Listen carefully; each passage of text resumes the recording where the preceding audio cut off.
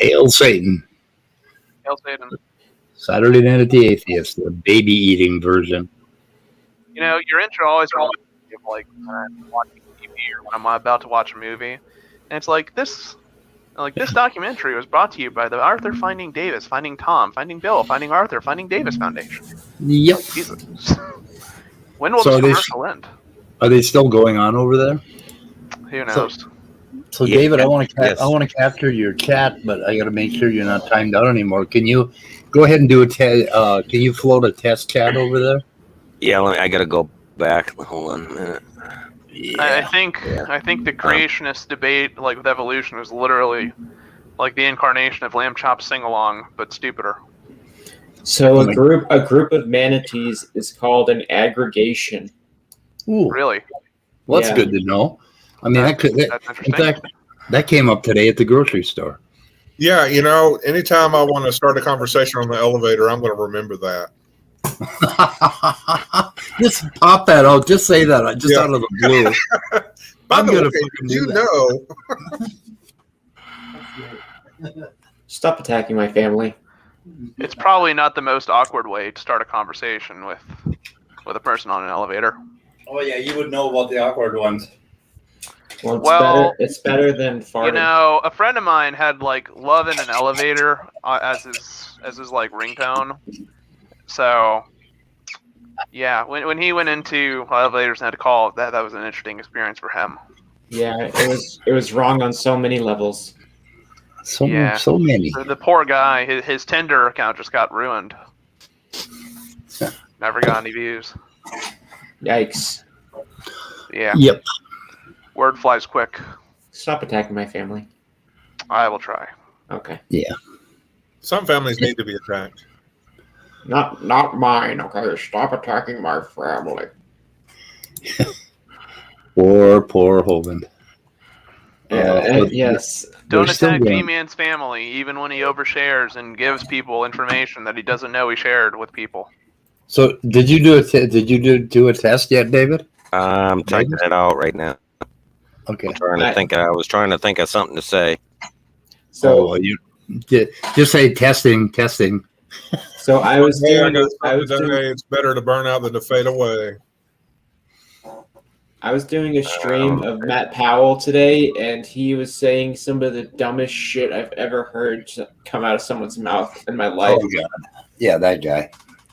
He's a lot of NIFBs are like de-evolved, like devolved Kent Hovind's or Ray Comfort. Yeah. Well, Matt Powell is sitting in Kent Hovind's seat when he's giving the presentation. Okay, I'm back in again. You know, this might be a hard question, but who do you think is stupider? Matt Powell is stupider. No. Oh. Hold on.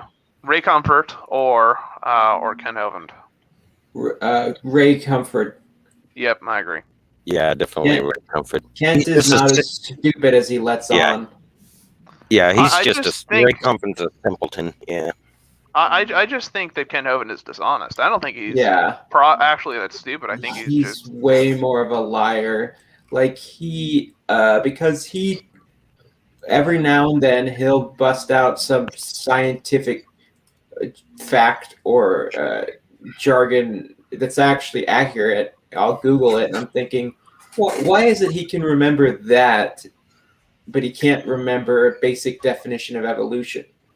Well, I think like if you've listened to Aaron Ra's kind of like supposed lies in the textbook series, which is still ongoing, I think he does a good job of kind of explaining that creationists in general, and Kent Hovind is no exception, do accept evolution. They just won't admit it, right? Yeah, or they don't realize it. Right. They won't. They accept all the processes that evolution utilizes in terms of and being able to explain biodiversity as a phenomenon, but they won't concede that point. Yeah, I did a video reacting to Kent Hovind, reacting to Aaron Ra's video, reacting to Kent Hovind's 2005 Lies in the Textbook video today. Oh, shit. You know what? When they time you out, and I'm saving the chats, it drops them all. It drops everything. Yeah. Yeah, they do. That's You're just going to have to wait till they untime you out. No, even then, it erases all my previous ones. It's too bad. It was pretty good. I was battling Cheryl.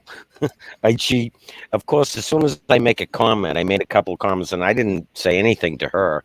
And the first thing, what the hell did she say to me? The first thing, shit, I can't remember. She said something nasty to me, like, I'm here to start trouble or whatever. And I said, please, and I didn't respond. I didn't say anything to her. So she always says something to me first, right? So I put in there, I said, please do not talk to me. You're too sexual for my taste. That was the first comment. Then I set the whole chat off. They were all pissed. Then they all came after me after that. They really I don't know. Yeah, I don't know why, but like, there's some creationists like that are very kind of use overtly sexual language when they argue with people, and it's a little weird. Kent Hovind does that sometimes.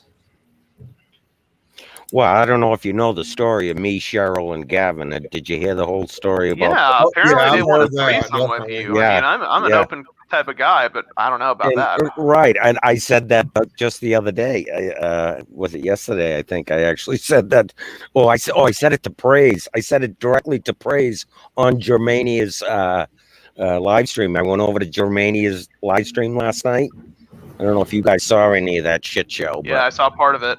Yeah, I was there at the very beginning, and I stayed on there for like, I think close to 3 hours. I was on there waiting for Mad X to come. I figured he would, because he usually does come on that guy's shows, So I waited. He finally showed up in chat, and I was there for so long, and he was in chat for quite a while, and he never came on. So I was like, I've been on there for 3 hours. I was like, all right, forget it. Apparently he's not coming on. I've had enough. And sure enough, he came on a little while later. I don't know how long, but anyway, Praise came on too. And I brought up the whole threesome. I said, Praise, that's the first time I've ever been on a stream with Praise. I've never actually talked to him. I've just said stuff in chats, right? So I said, can you please talk to Gavin for me? I said, I don't know what him and Cheryl too. I said, I don't know what their problem is, but they seem to want a threesome with me. And I said, I'm pretty open to things, but that's really not what I was looking for. I was looking to have a chat. And as soon as I started that conversation, Will Kincaid came in and screwed up the whole topic, and then it got dropped. So I wasn't able to talk to him about it. So praise Scott. Innocent. Scott. Yeah. We got to save a slot for Andrew, and we're up to 8 already. So is that still going over there?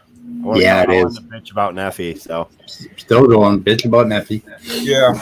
You wanted in so bad. I just decided you had something important to say. So let's hear it. Oh, well, basically, I started watching the beginning. You can only do 5 or 6 minutes of Neph, right? Yeah. So, Neph starts shotgunning papers at the screen like it proves his points. And I actually got enough time to read one of the papers fast enough to look it up myself. So I look up the paper that Neph is saying, like, proves morphology can't happen through evolution or something like that. And the conclusion, like, you have to scroll down 2 inches in the paper. The conclusion says from the paper he's citing that the hypothesis of the Hox genes moving around from reptiles to birds is verified by the paper. Like, Neph is using as an example a paper that on the very front page says it proves the the hypothesis. Yeah, I mean, no, you can't be telling me that a creationist would actually cite a paper that concludes the exact opposite of what they're quoting. Yeah, it got me thinking. Basically, like, I don't know. Should people start demanding sources up front for debates so Neff can stop just shotgunning papers at people he's never read, or what? Here's the reason that won't work, even if you were to try to like brood it, and that's because most times creationists read like the abstract of a paper, which typically speaking just centralizes around like pre-existing problems, the question that's trying to be answered. It doesn't relate to like the actual results that the people found. Yes. And creationists do this all the fucking time. They present the abstract of the paper and they say, "Oh, but this guy doesn't believe in evolution." It's like, okay, that's not true, because if you actually read parts of the paper, namely the conclusion, it tells you, it summarizes for you quite neatly what the paper found, what the paper's conclusion is, and what the author's stance are regarding the evidence accumulated. Yeah, it's like, did you notice how in the abstract there's a question mark? Yeah, have you noticed that like the abstract of a paper linguistically compared to other parts of a paper are actually relatively skeptical and open about immutable? I completely agree with everything you said. What I'm wondering is not talking to Neph, because Neff's never going to give up. He's so far up his own butthole, he can't help but smell it, But people in the chat that maybe are convinced by his shotgun approach, if you can actually pin him down and say, you're doing this wrong, that's got to be worth something, because he doesn't.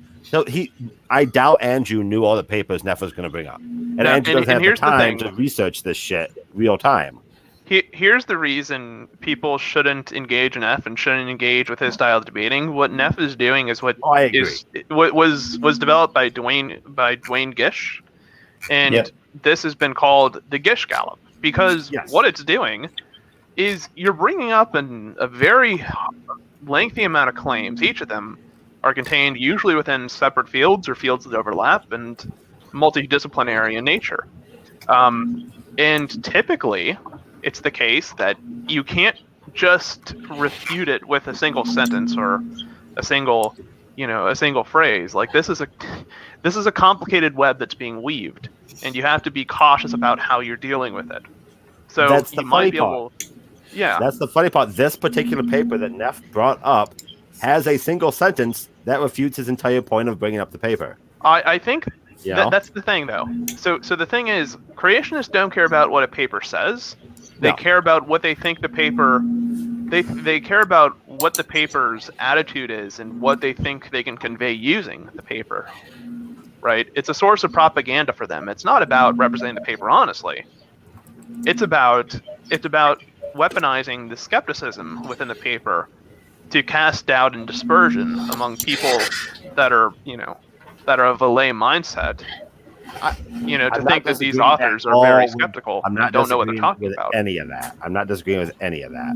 But apart from not talking to Neph, what could Andrew do to not be so affected by that bullshit? Don't address it. Yeah, you should. I don't think you should have to go into a debate,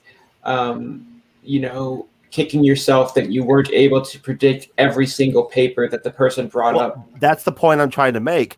In actual conversations between scientists, they don't bring up random bullshit. You kind of know, like if you look at professional debates, their sources are listed out before the conversation. Well, is that something my suggestion, if I could say real quick, my suggestion would be, instead of worrying about the papers, you could pretty much predict what arguments Nephilim is going to bring up before a debate, because Nephilim debates the same topics over and over again. 100%. the topic that I debated him on, he's done it before, and he brought up the same evidence before. So my suggestion would be just see if you can find an older debate of his with the same topic or a similar one. Write down the arguments and then just look up talk origins and either write down that in your opening statement or just have talk origins ready during the debate. The thing is, like, this is one reason I discourage people from engaging like broad debates like, oh, is evolution true? Yeah. Because the thing is, evolution is so multifaceted as a discipline. You can even consider parts of abiogenesis to be relevant to the framework of like evolutionary thinking. Yes. But the thing is, right, because it's so diverse, you can't predict what your opponent is going to bring up as objections to the field. And for that reason, you can't adequately predict like what your opponent is going to levy as a means of like counterfactuals or trying to disprove something. And that's why usually it's better to like specify, like, okay, if we're going to talk about evolution, let's talk about rock formation, or let's talk about vertebrate evolution, or let's talk about One whatever thing. Right? Like let's actually specify like what it is we're talking about, because I don't play games with people trying to ask 20 questions to nail down on a topic. Yeah, and when the person does get onto a topic, they switch it because I know things about the topic they don't, and they're uncomfortable. I agree 100% with that statement too. And when you have a topic about evolution that's that vague, that to me sounds like a Kent Hovind style thing where he's going to change the definition of evolution once the debate starts. I've experienced it with Otangelo, and I think it's like a ubiquitous phenomenon. They will avoid specificity like the plague. Mm-hmm. Oh, molecular machines are reducibly complex. Okay, fine. Let's name a molecular machine. Oh, the ribosome. Oh, okay. Glad you talked about the ribosome. So let's talk about the ribosome. Let's talk about its substructures. Let's talk about how the ribosome actually works. Oh, well, ATP synthase, right? Like, it goes on and on and on and on and on. And when you bring up a paper like phylogenetic reconstructions of these things and like experimental evidence that shows, yeah, you don't need all this to get a ribosome, they deny the paper. They're like, oh, but the source doesn't say that, type of thing. Or the way Otangelo addresses it, oh, well, the source is biased. Oh, I think they're why done. I prefer just Nope, presenting conceptual errors. They'll ignore it. But the thing is that it puts you in a more powerful position because you don't have to cite an authority and like defend your authority. I think the thing is, like, with a genuinely honest interlocutor, I think that would work. Like performing a reductio on their worldview and on a point that they're trying to make. But it's this weird phenomenon of they don't know enough about what they don't know to know that they're wrong. Mm-hmm. Yeah. I agree with that. Sorry, Dave. Sorry. Okay, Sorry, let me just say, I really agree with Danny here. This is where a good philosophical grounding really can help against gish gallopers especially, and people that don't understand science, because the chances are their arguments are going to have invalidities in them, and in which case you can just point those out rather than going into the content of the argument. Well, it sounds like Andrew did that a couple of times. So he caught him on a couple contradictions. Who the hell was just talking? Simos, right? Simos. Yeah, Simos. What Simos just brought up was exactly the point I was trying to circle the drain around, which is if you have the ability to at least presumpte some of what they're going to say and find out what's wrong with it, and you can point out, here's the sentence from your source that says you're bullshit, that, of course, Neph will diverge right away, right? But at least you're pinning them down and people can start to see the crap that he spews. What I was saying is that you should make arguments in which you don't have to cite papers. So I don't disagree with anything that Simos or Danny are presenting here. I think it's insufficient, and I think that for the following reason. For instance, and this has happened with me and Danny before. And by the way, Danny, I think you got the book I was talking to you on Germania's. I bought it. Yeah, it looks like a good book. I looked through the table of contents. I bought the book. It's on the way. Okay, I'd be willing. What's this book? What's this book?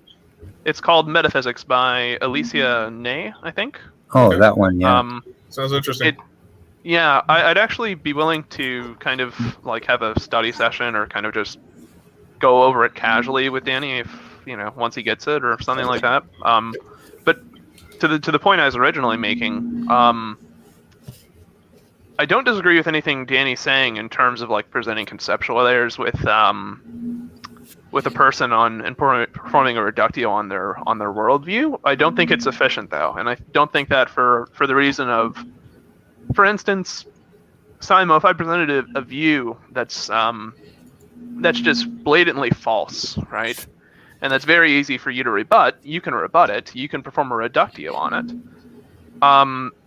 But doing that isn't sufficient for me to have changed my position, and part of that is, like, epistemologically, or just as a matter of like basic philosophy, I have to be able to kind of anneal beliefs together in a way that kind of, that forms a new worldview, or that essentially forming a worldview or forming like a new perception of the world is a process that's very kind of tumultuous and difficult to do, even when you have the philosophical devices to do so. So trying to do that with a person who doesn't have the ability to kind of analyze or construct new frameworks is going to be rather difficult. Are you talking about while you're actually in a debate? No, yeah, I'm talking about like an open conversation in addition to. Right. So do you expect to have an open conversation with someone like Neph? Or? Okay. No, here's the way you handle. Here's the way you handle these guys in a debate.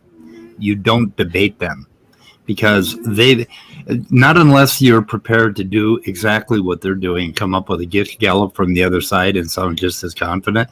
I mean, it just doesn't make any sense. You're not going to solve the problem of evolution in a goddamn debate. No how, no way. Because you have to cite papers if you want to start believing in evolution. Right. But anyway, go around this dumb circle, right? Where it just depends on who you're talking to. We should debate because they're bad debaters, but then when we say we won't debate you, they claim victory. Right. What the fuck, Well, yeah, just, that's what we have to put up with, because they're gonna spew garbage. But anyway, interesting fact: I just found that metaphysics book by Ney when I was digging through mail, madly searching for my lost carry permit. Oh, really? Nice. Yeah, it's a tiny little book. I mean, this is a little book. Hey, Speed, did you find out? Did you find out who was moving your graduation tassel? No, we still don't know. And I told you about the picture of my sister-in-law from the 8th grade also showed up in our driveway. We have no idea what's happening, but like little mementos are showing up in our driveway, in the middle of the driveway, and there's no. I think it's a poltergeist. I think it's something supernatural. You haven't tried the flower yet, or whatever? No, I haven't. The thing is, if there was an animal in the garage, they would be eating the raccoon's dog food, and nobody's touching that. So there's nothing can get in the garage. So we don't know. I think it's pretty much it's a supernatural event. Is it a either cat that is a or very a crack user? Huh? It's a what? Is it a cat or a crack fiend? It could be a crack fiend, but I don't know. Yeah, maybe I should try the flower, but I'm pretty sure it's supernatural. Or baby powder. Yeah, baby. I got some baby powder. Yeah. Okay, either that is a very loud fly, or somebody's humming in the background. The cat is like, he's purring. I got a cat whose purr motor's broken. Oh, okay. Looky, shut the fuck up. I was wondering what's going on there, because it's like it's a very. I was thinking it was an owl or something. I knew it was a cat the whole time. Well, aren't you special? Okay, that's how it is. I was worried you could hear the prostitute that got tied up in the corner, but that's okay. Uh-oh. Loki, I thought stop him. I thought something like somebody might be gagging in the background. I'm like, oh, that might be bad. I can stop him from purring by putting flea medicine on his back. That'll get her done. That'll get her done. Yeah. Get her in. But Yeah, yeah, Simos, like, how do you approach somebody in terms of like trying to correct like their like a flawed methodology in that scenario with a person who, for all intents and purposes, has no kind of like conception of philosophy or ways of kind of correcting. If it's Nephilim, you approach him with a sharp object in hand. Yeah, I mean, sorry, go ahead. Yeah, blunt force trauma might not always be the solution, although being a solution. Right. Yeah. Okay. So I mean, Nephi's a really good example here because he is, as you say, going to use he gish gallops, right? Mm-hmm. And his logic is never never going to be. He does. But I think you need to go into the debate with eyes wide open and understand that he hasn't changed his position in 5 years, and he's not going to change it now. So it's been more than 5 years. And he's going to overtalk you. It's been like 13. Okay. Well, you know what's sad is he put up a quote in the middle, a bunch of quotes, in fact, right? So I just copied one of them into Google, and I went looking, and I found this right here. And he said, it's by Woese, and it's no consistent organismal phylogeny has emerged from the many individual protein phylogenies so far produced, right? Sounds damning, right? Then you go and you look at where it came from. And it comes from Discovery Institute. They have a list of 44 quotes as a resource for people who are debating. And then when you go and look at the actual paper, it's saying nothing like what his idea is that rather than a universal common ancestor, it's a universal common community. And this paper was from 1998, I think. And it's one of the big changes in the last 20 years. We went from thinking it was like one cell that created all of life or whatever, to understanding it's a community. And the protein phylogeny show it, and he goes through in much detail about it. But you have to explain a little. You have to know a little bit about science to understand what the fuck the paper is saying. Yet Neph is using that quote, that one-off quote, as basically a torpedo in a debate. So how the hell do you counter that without countering it with the actual science? Right, okay. So what I was going to say really is my particular form of it, I mean, my particular way to do this is to try and isolate not necessarily the quotes that he's using, but something underlying in the science, right, that he doesn't understand or is misapplying.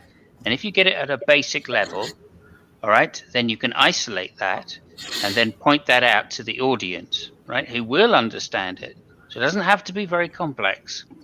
All right. Now, sometimes that's more difficult than it seems, right? Right. Like with Nephi, right? He says rocks cannot bend. All right. So there you go. That's where I focus with Nephi on. And I just go, okay, I don't want to go into all of this universal ancestors. No, I'm not interested. Geological column, I can take him apart on that because he has some fundamental misunderstandings of the way geology works. And so you can just hone in on that one single point. That's exactly the thing. Neph has 1,000 different things he'll say to you. That's fine. I'm not interested in 1,000 things. For him to say the rocks don't bend, and he doesn't, then is that a mispreparation on your part, or no? It's easy enough. There is a fundamental part of his arguments, right, which is at the basis of it, and you have to drill down to get to that basis, which he will have to repeat if you ask the right questions. Okay, so you can ignore everything he's saying, right, and just say, so this relies on common ancestors, right? So the way I did it is I got through fossils, right? And then I started saying, well, look, fossils show that there's a common ancestor. Oh, well, we can't do fossils because Well, I say, well, look, we can because we can date the fossils by geological time, right? And there you go. And now we're on to geological common. Now I know that. Now I can say, well, rocks, look, rocks bend. This is how. and then you get to where you want to go. The idea I'm trying to put across here is you reduce what he's saying to simple concepts, right, which he misunderstands in the science.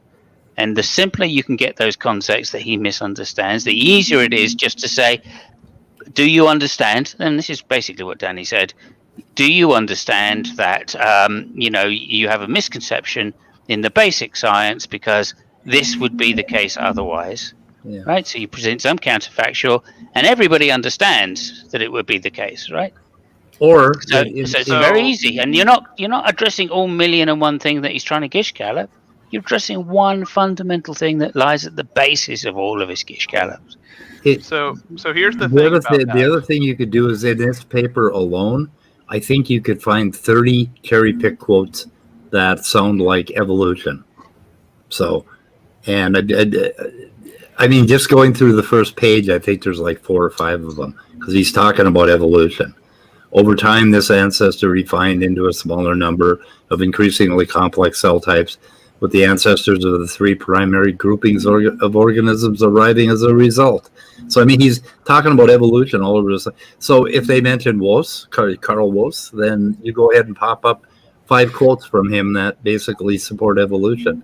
That's I mean, if they want to gallop, why do we never do a gish gallop? Because we are not going to stoop to that level. And Simos, I think. Oh no, we do. I do. I don't. I start by saying, okay, well, you said 5 things there, and I'm just going to address 3 of them. So first thing is then I address that, and then I say second thing, and then when they go, oh yeah, but hang on a minute, you said 5 things, I'm just going to address 3 of them. Let me get to the third thing, right? And I play the game back, and then they don't want to start listening to 3 things that I'm refuting. They only want to listen to 1 thing and interrupt on that. So you play their game back at them in some respect there. I think this Everyone game punches low. Fantastic. Yeah, I think this round of intellectual volleyball works with people who are actually invested in rational conversation and have like rational presuppositions coming into things. The thing is, I can tell you what Neff's presuppositions are, and if you ask him, he's going to tell you what they are, and that would be the Bible. And here's the thing about that. If the science doesn't agree with the Bible, the facts are wrong, the Bible is right. So it doesn't matter how you present counterfactuals to him, because ultimately, it's not going to matter if it doesn't agree with his interpretation of the Bible. And he will contort, he will distort and befuddle his way through those facts in a way that makes it, mesh with his Christianity. Just want to point out really quick, at the beginning when Andrew gave his opening, a bunch of people, I guess, felt that it was strong enough that they were skeptical that he wrote it himself, and they were accusing him of plagiarism.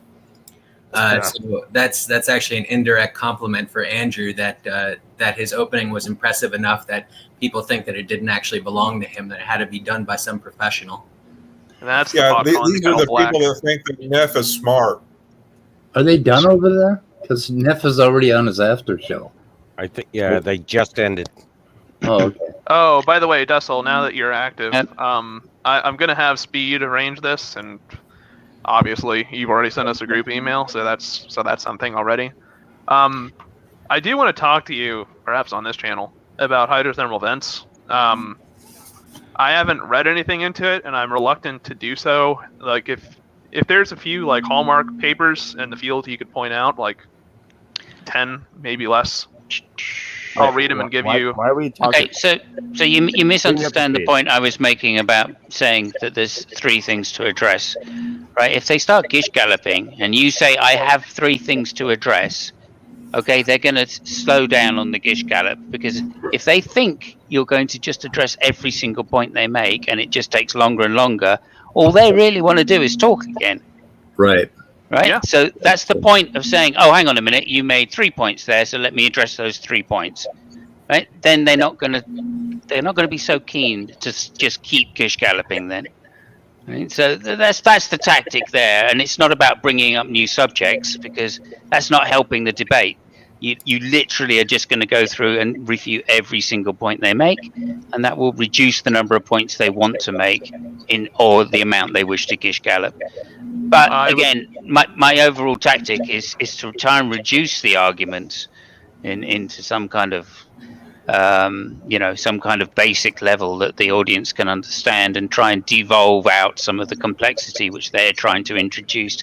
But like Althangelo is a really good example of this, right? Because he will literally just go on and on and on and on, and just quote somebody who he doesn't understand, right? And there are easy ways to deal with that, which is to do exactly as Danny said, and just do, well, if that were the case, then that would lead to some absurdity, so that cannot be the case, I think there's actually a better and more fun game you can play with this, which is many, but yeah.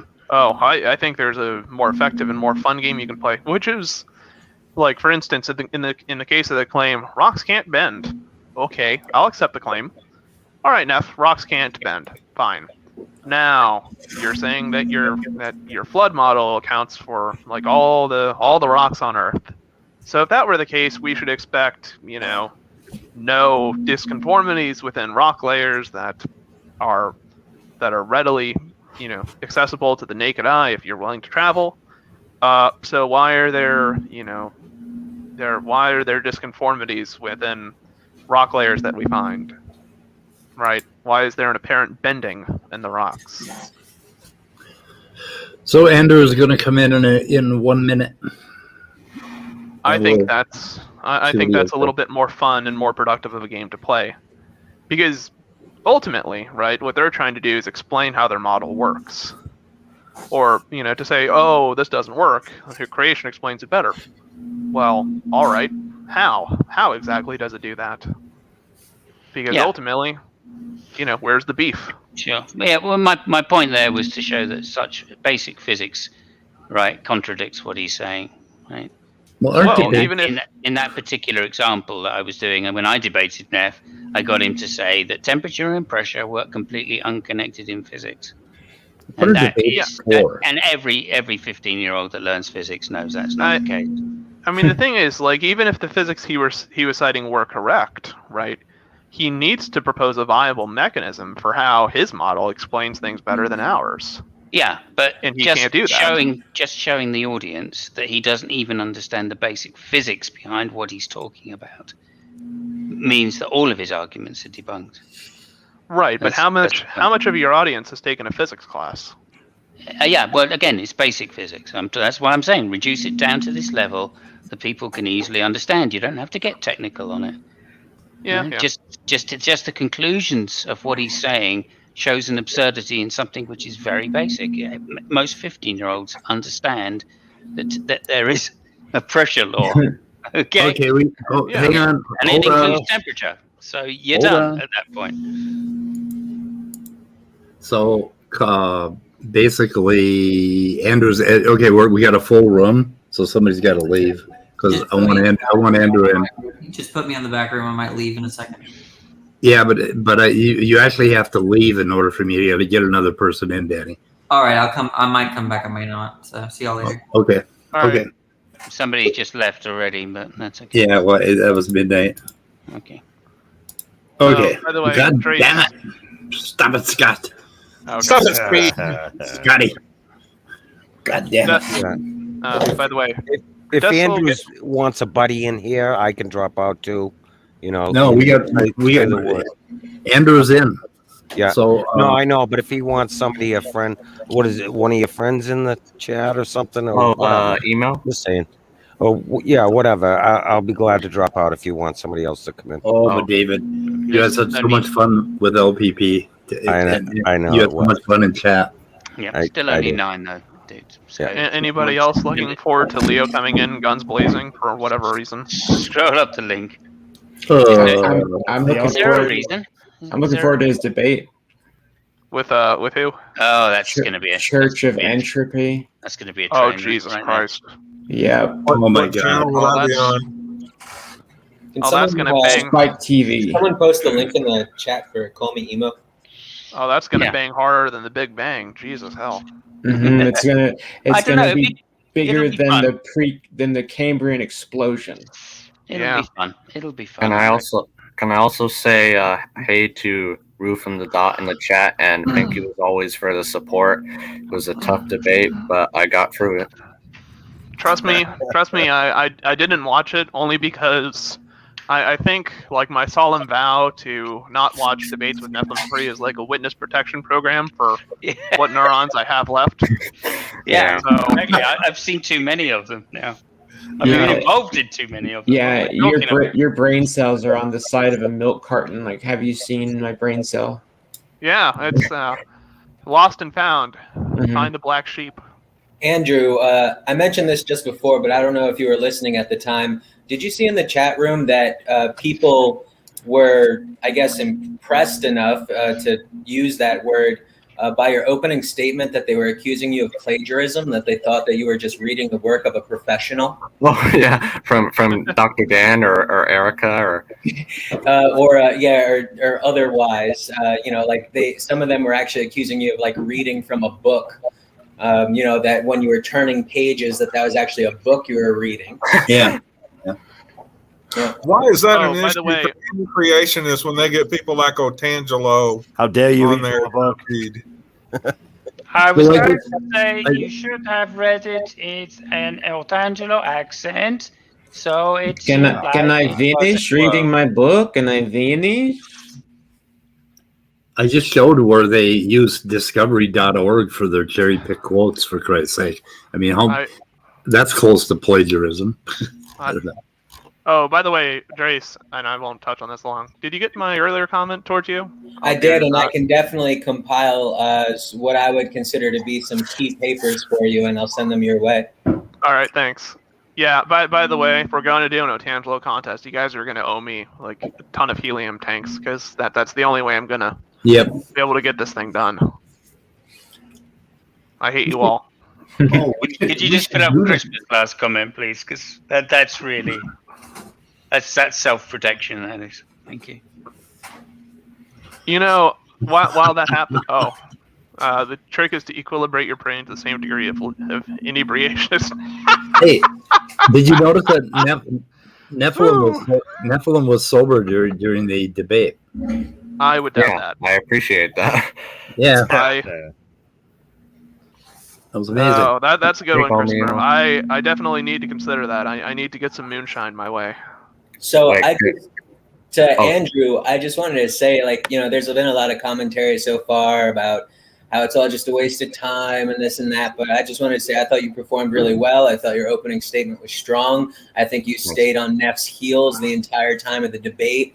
It looks like you got caught up a little bit when he started talking about genetic novelty and the emergence of new functions and gene duplication and stuff like that. But that's the only time that, and that kind of like related to the waiting time problem and stuff. But that's it. With the exception of that, I thought that the rest of it, you were strong. You stayed with him. You kept going. You had passion in your presentation, and it was reasonably thought out. You presented your arguments clearly. So I thought it went well for you. Thanks. That means a heck of a lot, man. It wasn't easy. I feel like on the genetics and the waiting time problem, it was hard to stay on topic because I wanted to go on these things, but I knew that if I did go on these things, it would get off topic, and I wouldn't know as much on the subjects he was going to lead me into. So I tried to stay on phylogenetics because I knew he. Oh, I'm hearing some echo. Thanks, Dad. Thanks, Bioner. Wow, Andrew, I found the source of a lot of his cherry pick quotes that he was using today. Oh yeah, discovery.org. Leave it to Speed and his OCD to track down sources. I'll try. The Intelligent Design website. Yes, and ID Institute, the creationism in disguise. Boy. And Andrew, that waiting time problem that he threw at you with the 2 mutations taking like ungodly amounts of time, that paper was written by Behe. Oh boy. Oh, Behe, a reputable source that you can trust. Yeah. So I posted in the chat Michael Lynch's response to the Behe paper. So if anybody wants to take a look at that, I thought that was interesting. And Larry Moran has commentary on the whole back and forth between Lynch and Behe.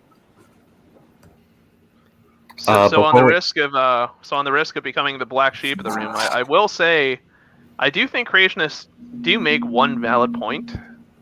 Which one? Oh, okay. Okay. Well, we're gonna go there. So No. I think the point that they do make, which is valid, is that, and pay attention to the phrasing. Yeah, There is valid, no not one- found. I get you. Yeah. That there is no one isolated piece of evidence that supports evolution. Right.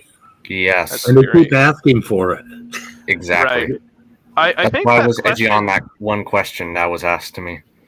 Yeah, I think that question, and I've seen a lot of atheists get kind of triggered and not answer the question properly, because technically that's true. Like the point of science is that any I object to you using the word atheist there. Sorry, dude. Can you just rephrase it? I think most people that engage with that form of rhetoric don't actually answer the question properly, or don't address it in the way that it should be addressed, which is that technically the point is correct. And like if I just have a piece of evidence that I'm claiming conforms to some hypothesis or some theory, it could easily be explained away by an alternative model. And one thing that's like really important in debates that have impressed me when I've watched evolution debates, and I unfortunately wasn't able to watch Andrew's tonight. I might watch parts of it though later. Is I'm when also- people. Oh, go ahead. Yeah, Sorry. but it's when people manage to integrate fields of knowledge that for a very long time were thought to be kind of isolated, like geology and chemistry and biology and microbiology and things like that. And they show how these fields in fact kind of converge and enrich each other by showing that biology, the full story of biology and evolution. If you just look at genetics, you don't get the whole story. You need aspects of geology to kind of help in understanding or trying to figure out why certain genes mutate this way, or such and such. You see all that powder on this tray? Yeah. Those are all little tiny bugs. Oh, wow. I thought you were, I do not like you were bugs. rolling a joint. No, that's What like do you get? Yeah. well. I shook them out of the bag, and I thought, oh my god, they all busted up, right? And there's just little pieces of bug, and it turns out that every tiny little microparticle there is a fucking bug, and every one of them is unique.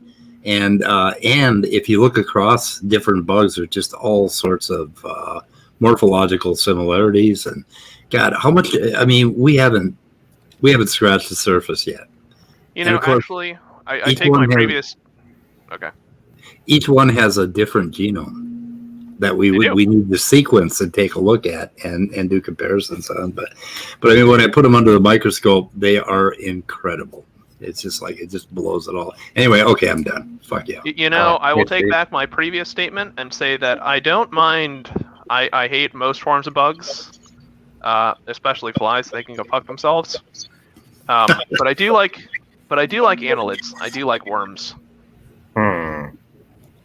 Hey, Speed. Yeah. Before we go any further, since Emo entered the room, I'd like to hear his thoughts, but first make sure his audio is working and everything like that. Let's go for it. I hope I'm not derailing the stream, by the way. No, I think this No. is important. Andrew, quit fucking apologizing. Can you hear me? No, I'm just glad people didn't ask me what my favorite worm is. Oh, and the rest of you guys, I basically agree with Andrew. take a clue from Andrew and start apologizing more. No, I think No. Andrew, he needs to learn to stop apologizing for like talking at the same time as somebody else, and just learn to start fucking interrupting and over talking people. Oh, okay. Like everybody else. Andrew, That's a terrible habit, unless it's immutable, in which case that's fair enough. oh, And I'm you know sorry. what? All right, And, Simon. and also, I'm sorry, Speed, I can't do that. You know, Simon. Me and you go way be back. more like Peter. Just keep talking, and if somebody else is talking, never stop talking. Just keep belligerently Yeah, you know, talking. That's you good know, advice. Andrew, God. let me give you a piece of advice here, and this is a little bit of Sorry, what did political you say, advice. Speed? Simos knows. Simos okay. knows what I'm talking about. No, Wow. Simos just apologized for not being All right. able to. Andrew wants to say something. Andrew, go ahead. Can I get okay. You, Andrew, is there a problem here? Andrew and Emo. Jump in there. Oh, Can I give Andrew me some the both advice? can go first, and then Okay. I want to ask Emo. By the way, Andrew, don't be scared to grow a spine and object more to Speed. By the way, he does need us for content. By the way, and so there is scientism. There is a significant point of leveraging, and I don't think people just want to hear speed going on and on anachronistically about scientism. I would just say I find it weird that whenever I enter this stream, everything suddenly focuses on one topic. So take that, Speed. You know, speed is the rightful target of a lot of criticism, and I have no problem being the person who starts that fight. I just keep you and Drace around because you're so wrong all of the time. You know where we get that from, though, right? I mean, we took part of it from you. Oh, you're gonna claim you're right? No, I'm not your daddy. We took some of the salt from your plate and just swallowed it so that you would have to suffer less. Am I your daddy? You know, I don't know about that. I mean, I know you're fractally wrong. I mean, it's quite a recovery process. Oh, yeah, speaking of which, I actually looked through some of my medical stuff here at Speed. So after we go off air, just remind me. I've got a couple of things I want to read to you. Oh, anyway. actually, I did some tests yesterday too, and fantastic. Yeah. Okay, we'll talk off air. Go ahead, Andrew. Now's your chance. How are you doing, Emo? What's up, man? Let me see if I can hear you. Okay. Yeah. Can anyone hear me? Yeah, you're good. Whoa. Oh, there's no like feedback and so on. No. Nope. That's the best you've ever been. Yeah. Sometimes the connection works, and most of the time it doesn't work. So I guess tonight. Okay, so I'm gonna make it. Well, speak of the devil, it's cutting in and out. Spoke too soon. I'm gonna make a general rule here and say when Emo is talking, no one else talks because I want to hear what he has to say. Please. Thank you. As long as we append that to the rule that whenever Speed talks, you have to interrupt him. Okay. Oh, let's see here. What can we make an adjustment to the board? Okay, go ahead, Eamon. All right. Yeah, so I did watch most of the debate. I didn't watch too much of the because I know most of the question was Andrew, and so I didn't really watch much of that. But I like the discussion portion of the debate where the way you're asking the question, it would be in the way I would ask those questions, and I like that. Oh, thank you. I'm going to give an example where you asked, why is incongruencies a problem for like very distantly related organisms, but not for closely related ones? Yeah, I don't feel like he addressed that. No, he didn't address the question because every time you ask it, he either pretends he doesn't understand the very basic question you're asking, to the point where he says, "Well, you need to give me an example of what they talk about." And where you would have benefited is if you had a specific example. And I wanted to cite you like Darwin's finches, where they show incongruencies in Darwin's finches. Yeah, I saw that. Example. Yeah, that's an example of evolution they all accept. And to show that there are incongruencies there, then you would have to accept that incongruencies is concordant with common ancestry. And right. Yeah. Because otherwise you don't have enough time after the flood for everything to diversify. So, are they conflating? Well, that is relevant here. Just that he was just trying to say that the incongruencies are somehow inconsistent with ancestry, which is not the case. Right. And there was a point when you were explaining that an incongruency, not in this exact words, but basically you were saying that an incongruency in a tree is not necessarily an incongruence in the process itself. And that was excellent because, for example, if you were to build a tree, a phylogenetic tree, or a family tree, where there are twins in the family, then you would get two signals. If you have an offspring from one father, but the father is a twin, then you'd get two signals. The individuals would be like the father of that child, so there would be an incongruence there. But that is not an incongruence with how organisms diversify. That is completely consistent with that. And Right. I like when you said that in the debate. Yeah. Right. Yeah. I like to think of it as our representation of the tree of life in common descent is incomplete, but that doesn't necessarily mean the whole idea is incomplete, because to me, like, pointing out specific incongruencies and saying therefore the whole tree falls apart is it, like I provide the general relativity example, and I'm kind of sad we didn't touch on that at all, but maybe it was just not good of an example. I don't know. So I think, are they saying something like that the fact that that there's like immense variation like within species is like that there's immense variation within species like as a problem for evolution, or? They're basically saying, yeah, that like there are genetic boundaries between species which doesn't exist, or there are incongruencies in the phylogenetic trees, and that these are somehow becoming more prevalent, and therefore the congruencies don't matter for some reason.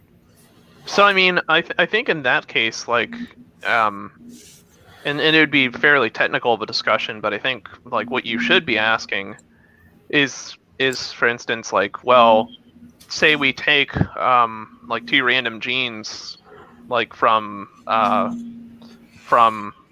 like two organisms, right?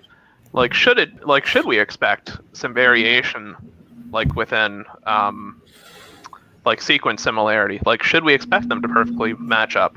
Well, no, probably not. Exactly. Yeah. And I think like what should be considered, I mean, number one is like if you're comparing like gene like phylogenies based on genes, number one, think about, okay, what genes are you comparing and how many of them? Because it could be that, some are more conserved in a species because, it's been duplicated or it's evolved a new function in one species and not in another. But more so, right, like if you're, statistically speaking, it seems to make sense that instead of just using like one gene as a boundary or as a line of demarcation, what you should be doing is you should be taking, hundreds or thousands of genes. Yes. In comparing sequence similarity, like among, these group of genes. Right. Exactly.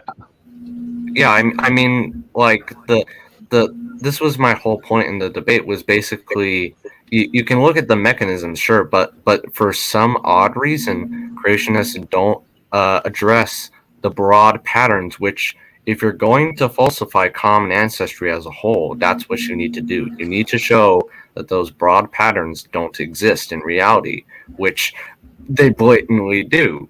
So they have a bit of a problem there, and they have to go to, well, mutations can't generate these physiological features, which isn't relevant to the question. So has Neph ever tried to give an explanation as for why phylogenies based upon like comparative morphology tend to concord very well, or tend to be in high similarity with phylogenies constructed from like multiple genes? Genes? That's just the way the designer designed it. That's what he says. Yes, exactly. Wow, that's such a. He basically says, that and the tuna and shark question, the bat wing question, the designer is creative. If that just solves anything. Right, and it's an answer. It's just like it's such a, I don't know, kind of. Well, you need to think from their perspective. Non-explanatory. From their perspective, they have like this omnipotent being that can do anything. So then anything is possible. So then you saying that, there's nothing that's inconsistent with the model. Then that's what I'm trying to say.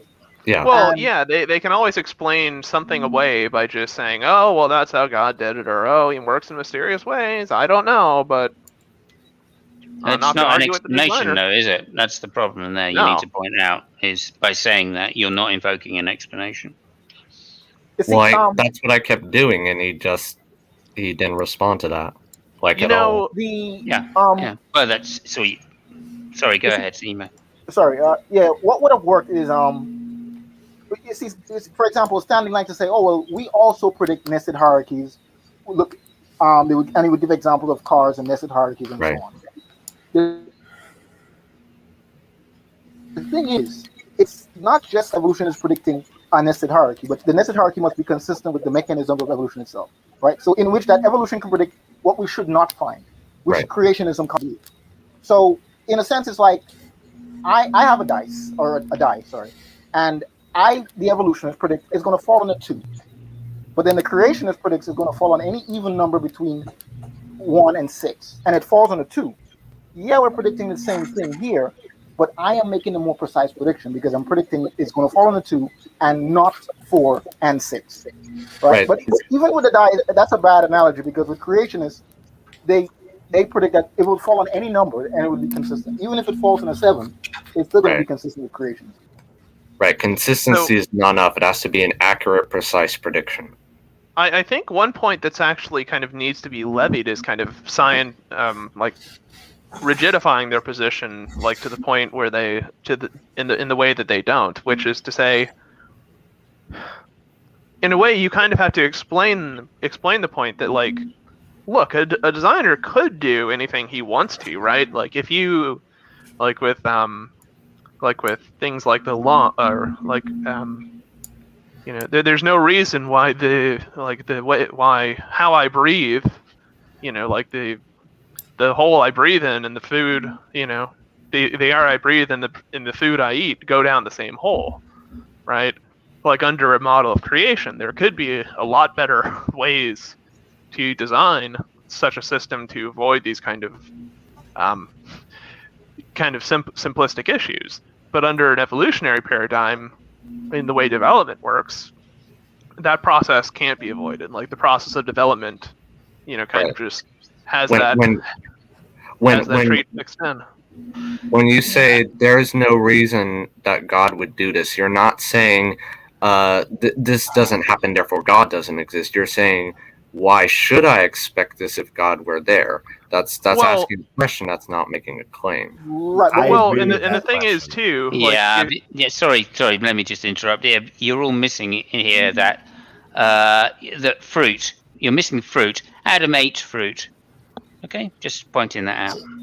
Well, I think there's actually a good point, which is that why do we find things like, if creation were true, why should we find things that seem to be kind of inconsistent? Like for instance, you find genes that are deactivated, like within humans, but that are present like within fruit flies or some species that are distantly related to humans. Like under evolution, that process makes sense. The more diverse you are from your ancestors. But again, you got to go back to Emo's point there, which is they can just say God did it that way, and you don't really have. There is no way to refute that. That's the point. It's totally consistent where God can just you create something with extra bits because you have the ability to, and then you use whatever you want to use for that specific organism, and then you say, okay, I'm going to turn on these genes for this one. Turn on for that one. So it is consistent with the model. And that's the whole point. Anything is consistent. I would say that that's not consistent though, because if you've ever tried to if you've ever tried to design something, right? Like say you want to design an apparatus to filter a mixture of X and Y compounds into a mixture of that, or into pure X and pure Y, right? You want to use as few parts as possible to get that thing done. You don't want like things that are other things that are kind of floating around and cluttering the system, or things that don't belong and that have haphazardly been placed there. Again, you can't say that. You can't say that. Well, you can't say God would do it this way. And the thing is, when we're comparing design, right? The hallmark of design is its simplicity, right? Is the fact that design is efficient, it's precise, right? You don't want redundancy. You don't want things like that are repetitive unless they're needed or unless they're optimizing some function. Again, I'm sorry if I'm talking for Emo, but I agree with his argument that what you're saying doesn't matter because God could do whatever God is creative in mysterious ways. If God wanted to make something that doesn't fit with your particular definition of quality, he can, and you can't really argue that he didn't because it's your definition. Well, sure, but just to throw out there really quick in here, because I think I have heard SFT describe redundancy as like a beautiful thing. Just to throw it out there, immutable, that maybe he would be an example of a creationist who takes a different perspective from what you just described, where whether or not efficiency is going to be valued by an omnipotent being who can have whatever clutter he wants for whatever reason. I mean, when Kwame Eno says that it's basically harmonious with anything, I agree with that. I would go further though, because sometimes they specify more about what they're saying. They come up with a more specific model, and when they do that, they have like a bunch of other premises that they go with that makes it more specific and therefore more amenable to testing. And then I think you could catch them. Well, let me just say something here quickly, if I may, which is to say, remember what the argument is, though. It's an analogy, right, which is made to the designers we do know, which are agents. And that's where Immutable's argument really comes in, because you can then turn around and say, look, the only examples we've got of designers, right, are human beings, and this is how we design things.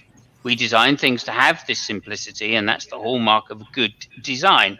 So if you're going to say the analogy of a designer is because the only things in this universe that design are agents, right, then we would expect that analogy to hold, and therefore it should have the same hallmarks as the designers which you're trying to analogize with. An additional part to that, hold on. Yeah, I kind of want to steel man Simos's point there. And Simos, that is the exact point that I'm making. And it's not exactly the point that you can't have redundancy within a system to have it be efficient or things like that as being like a point of design. But there's a reason for it, right? There's always a reason somebody has incorporated redundancy or some kind of like repetitive element in a system. It doesn't come out of nowhere. There's foresight. There's some type of rationality as to why some element or some principle is being reused within some design. Yeah, whereas recognize the limitations of the design and failure within that system, and that's why we build redundancy into the systems that we do design. But again, that's still not getting around the point that they're trying to make an analogy for agency. Well, right, and the point is, when we see, for instance, like repetitious elements in DNA, evolution explains that to us. But when we see that like in a creationary model or some type of like creationist model, it doesn't seem to have any apparent reason why it's there, outside of just being like happenstance of, well, that's what God wanted. Well, I think it's more than that, though, isn't it? Something like that one that Dawkins always uses, which is is it called the laryngeal gland? All right. Well, that's not laryngeal nerve. No, thank you. That's not for redundancy, is it? Right. That is just simply a design which is better explained, or not a design. That's an archetypal layout which is better explained through evolution than through agency design. Yeah, in fact, if you apply design to that type of thing, it's a horrible design. It's not at all. Exactly. And redundancy doesn't. But redundancy doesn't explain that. So just saying, oh well, it's some redundant thing, like with the DNA, the point you were making, that doesn't say anything towards the analogy for agency design. Right. I guess my point is that simplicity tends to be a characteristic which directly correlates with design. Whereas redundancy seems to be something which can correlate, but doesn't correlate as strongly. Right? Well, again, there's a reason for it, and even that, then redundancy, you would expect to have some simplistic thing. So I think some I'm going to say something. narrative at least behind it. Yeah. Go ahead, Iman. I understand Immutable's argument, but we always need to take it from their perspective. Whenever they make an argument, watch it from their perspective and not ours. For example, I heard LPP was talking about the efficiency of light capture in photosynthesis in some plants, and it approaches 100% efficiency. Fine, he uses it to argue for combatant design. Or in the same plant kingdom, you have plants using wind pollination, which is very inefficient. But the thing is, the inefficiency is like it's usually around 5% efficiency. It could be lower. In some plants, you may get as high as 20%. When you from an omnipotent God that has unlimited resources, efficiency means nothing because there is no wastage when you have unlimited resources. You can build things however you want, right? And that's the point. It doesn't matter how the design is; it will always be consistent with whatever God decides to do with it. So, can I ask you a quick question, Nima? Yeah, go ahead. So would it be do you think a good position to take would maybe be one of agnosticism, but kind of related to the burden of proof, where you can say, okay, this idea, in this case common design, is untestable. I'm just gonna ignore it until they come up with a way for me to test it. Well, I think what you should do is probably ask for predictions of common design. Right. Right? And that would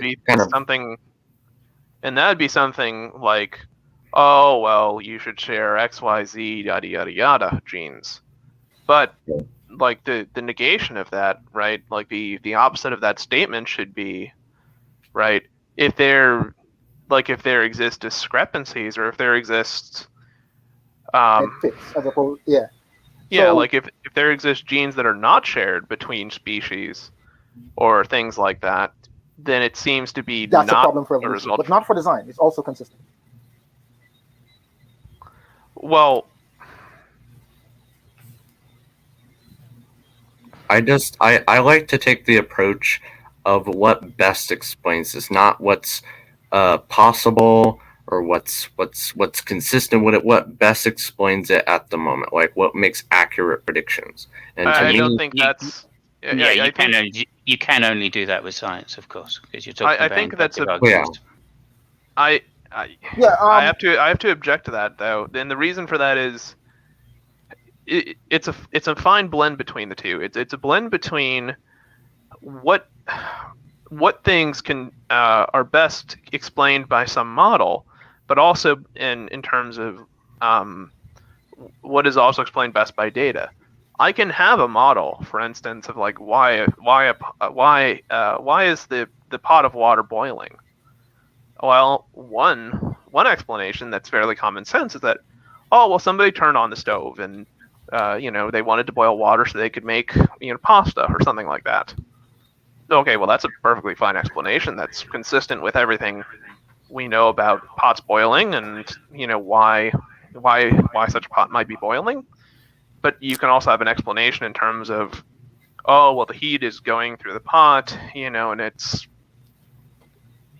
causing the water molecules to accelerate and reach high enough velocity where water in the aqueous phase goes into a vapor or a gaseous phase, and now you have boiling water. But the thing is, science allows us to test only for methodologies that are experimentally verifiable. So you can have it's possible to have a better model that's a model that explains things better, but that model may not be empirical. Well, yeah, that's kind of I don't know. It seems kind of related to me. But what do you want to say, Emo? No, I was saying I agree with what he's saying. It's just that the argument that where one tries to argue what is inconsistent with a design model is, it doesn't make sense even going down that road because we know everything is consistent. Where a better argument to engage in is what is the decision of the predictions being made between my model and your model, where I can predict X and not X. Creationists can never predict the not of something. They can never predict what should not be, because then any such prediction places a restriction on what God can do. They can't do that. But we can do. Would you say, like, as a matter of practicality, if your model explains everything, it explains nothing, effectively, right? Right. Essentially, if it explains every and anything, it explains nothing. Right. Yeah, I mean, to me, like, that's a rabbit hole that, you know, creationists want to go down, and it's the thing they will go down to, but it's something where it's like, why I contend you need to have like precise predictions that their model is trying to create, because if you get it into an unfalsifiable view like design or something like that, or fail to kind of, you know, quantify what design means, then they can explain whatever they want to. Although typically creationists want something more than that. They want to say, there is a designer, you know, this thing is designed, and here's how God designed it. Here's the way that God did things, right? And for that to be the case, there has to be a methodology, you know, there has to be a methodology behind it, and there must be some falsification criteria that, if said criteria is met, you know, either the model is done with or it's modified to accommodate new data.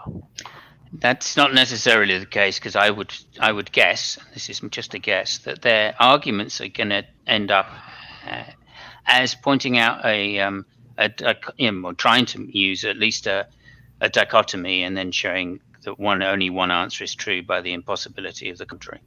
So they're going to debunk. Yeah, and that's the form it's going to take, right? I'm not saying it's not valid. Well, I mean, they may find something that's valid. I don't know. But it's not likely to be valid when you're dealing with a scientific theory, because clearly that's why we would rather give, or why we would say the best arguments for evolution, and this has nothing to do with their argument, the best arguments for evolution are going to be best fit models rather than absolute proofs. I think that's the issue with the two sides, right? And you're going to be chasing them. You're going to be chasing them round. Right, so that's why I'm saying, you know, or what Danny was saying about using a reductio ad absurdum argument is probably going to be best against their arguments, and then put forward an abductive model for your, you know, to prove your case, and that's all you can do is put those two forward. I think there is a third. Actually, I do think there is a third way of there's a third thing that happens, which is, for instance, like, I might make a prediction that turns out to be completely correct given the model that I have, but my model explains other things that are quite nice. And I ponder the question, okay, well, what's up? Why does this seem to disagree with the model? Is the model incorrect, or is there something else going on here? And instead of this dichotomy of like, oh, well, everything the model says is incorrect and this model is true, what you can do instead is to challenge the validity of the data point itself, which is to say, given that there's only, you know, given that every other data point is in is in agreement with this model, but this particular thing is not, is it possible that this error is, you know, a result of the experimenter or of the paper itself, and not the model? I don't know what you mean by that myself. I don't know if anybody else could interpret. So the point is, right, when I have a particular point of interest that seems to conflict with the model, right, but everything else I know of is in agreement with the model, right? You have to kind of run down a probability argument of what's more probable. is it probable that this one point of data is correct and that the model I formed is completely incorrect? Or is it likely to be the case that the data that I've collected is incorrect and the model is correct? Right. Okay. Yeah, I mean, potentially speaking, but I mean that you're assuming then the model that you're using, the original model you're using, is so well founded with data points that this one anomaly is not to be believed, right? In which case, there's a scientific answer, isn't there, which is to do more testing to find out whether that data point is correct or not. And I'm not saying, for instance, so like my reasoning is more so like Bayesian reasoning with regard to this issue, and it's not to say that we should defend the model till the end of time, right? No. But what we should do, based upon the evidence that we have in favor of the model, is we should say, okay, given that there's something conflicting with it, I demand a higher burden of proof, for this thing, if it is in fact going to overturn what we currently believe to be the case about XYZ. Yeah. There's some very good examples of this in physics where people simply don't believe the results of new experiments based on the amount of previous experiments that would be overturned if this experiment were to be true. That's what you're getting at, is it? Yeah, precisely. Like there's all sorts of examples where where new data points have come into interest to scientific communities. Those data points have been challenged, and subsequently new data has been generated to validate the initial findings, and ultimately, if those things stand up to scrutiny, the model that people previously adopt is changed to accommodate the new data point. Yeah. Or if it can't, some new theory is formed in order to encapsulate all data. Yeah, Nightwolf Korog is making a point here, which is we should be saying more or less likely, not true or false, which I would agree with. Yeah, I think that's like in a Bayesian model that's partially the point, is that we may not be able to tell if the model is true, but more so that the model that we're using conforms best with all the data. It appears to be the most consistent thing that we have. Yeah, okay. Again, it's difficult because we're talking about cross subjects here. I don't know the subject of biology well enough to know whether that holds as well as something like relativity does, which is the classic, the classic example in physics. Yeah, well, there's a reason I'm a chemistry person and not a physics person. Okay, and there's a reason why I'm a physics person and not a chemistry person. Yeah, I'm in uni for a second degree math now, but good. Yeah, I don't mind the mathematics of it. It's just it gets, especially with the physics, it just the symbols get messy really quickly. Okay, I don't find that at all, of course, but that's okay. That's okay.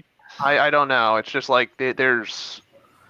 I mean, the point really, that just to get back to it, or back on subject, is that overturning previous theories which have been well proven needs a higher standard than just suggesting that a theory is discounted because an unfalsifiable model fits, right? You can't do that. Well, yeah, and I mean, science specifically precludes models that are not falsifiable for the exact reason that if it's never possible to falsify such a model, if there's no way to ever show the hypothesis of something to be false, there's nothing in terms of practical matter that we can glean from the model.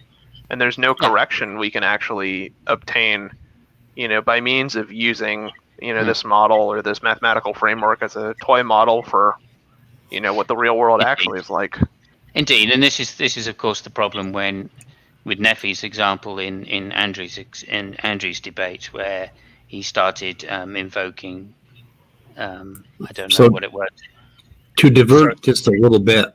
I think Neph used Lynch as one of his cherry-pick quotes, And then apparently Behe and Snoke did a paper, and Lynch did this comeback paper. Dre's posted it.